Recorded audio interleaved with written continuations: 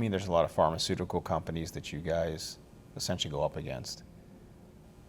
Do you ever have a fear that because you're the CEO, you're the person at the top, and now that you have your daughter, Brooklyn, do you ever fear that these people are looking after you? I mean, not really. Do you now? now that you said something. I mean, the amount of money these pharmaceutical companies have, I mean, they're the worst story of this industry that I've ever heard and been a part of is the Truvada drug. Truvada was an HIV drug preventative and was a good product until they realized that it was giving people bladder cancer. And they realized this. And instead of replacing all the stock on the shelves that they had out there they already had a better product, by the way. Instead of replacing it, they realized that it'd be cheaper to pay out lawsuits than to replace the product on the shelves. Tell me they put that in writing. I think it's still in litigation. They're still getting sued. It's horrible. And when they have that kind of money, they can set aside billions of dollars and just pay off lawsuits for whatever. And then what do you know? The pharmaceutical company has another drug that helps with bladder cancer. Oh, Weird. my God. It's very, very sad. And if anything, it makes me very untrustworthy of many things. And with Brooklyn, I'm going to be very, very careful of reading ingredients, looking at everything that goes into her system. And it's a little paranoia for sure. Me personally, I don't think they're going to go after me for making a little dent on their ridiculous amount of money. But I mean, it's crazy that you think billions of dollars is a little dent in what they're doing. Oh, it's nothing to them. Ugh. Do you ever, do you ever wonder that,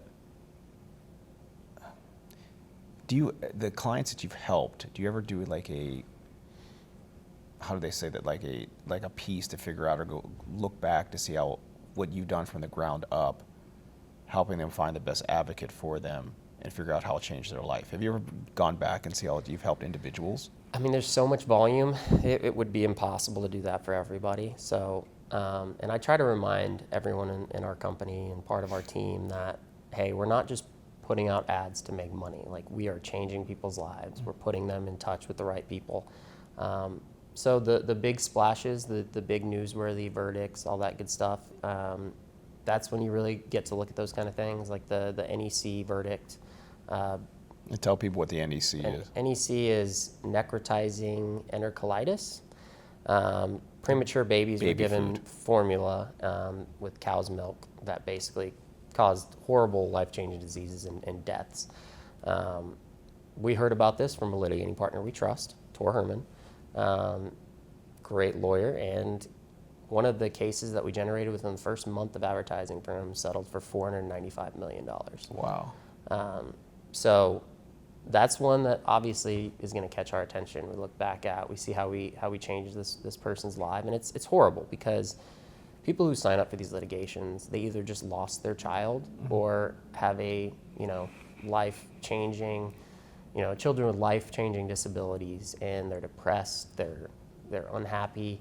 And I said this earlier, but it's how you treat them after they sign up with the client. But when you guys because they call you whenever the case comes in, how do you train your folks? Because they have to be super empathetic, almost like therapists. Yep, empathy, yeah. It's all empathy, and that's the hardest thing to train, because if you don't have it, you don't have it. You can't Empathy's just the one read off thing. a Like, script, like, so the I'm one so thing sorry I think, about that. the biggest thing I think missing in society today is empathy. And I think if a lot more people had it, we'd be a far better society.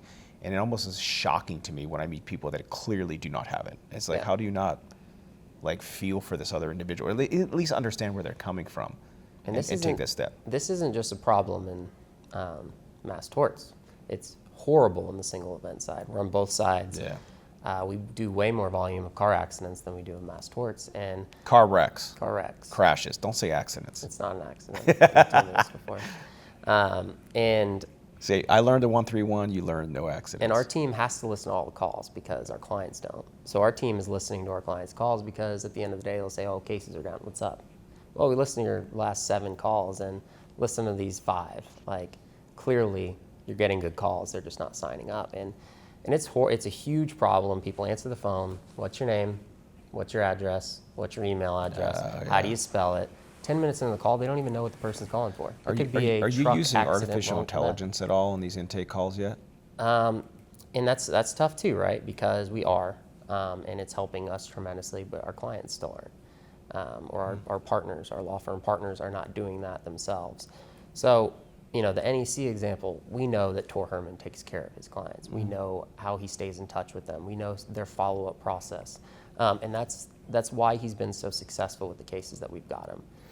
Many firms that have gotten our cases, they're just like, okay, we got cases, they're in inventory. So do you shut off firms that you think are not doing the right thing? Well, it's tough because we don't know until it's too late.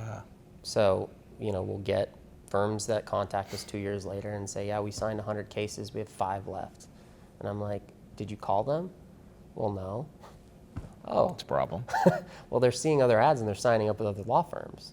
So it's a problem. And at the end of the day, we're not that law firm getting the case, right? So we did our job. We talked to them, we walked through the process, and we trusted our litigating partner to handle it, right? And to keep the relationship going, to do all the things that someone who's suffering with, a life-changing thing needs, right? Who does do you guys do your own commercials, your own creative? Mm-hmm.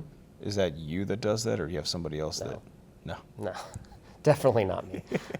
We have a full team of creatives that are amazing, that, they're testing all kinds of things at all times, but they do everything from start to finish. Man.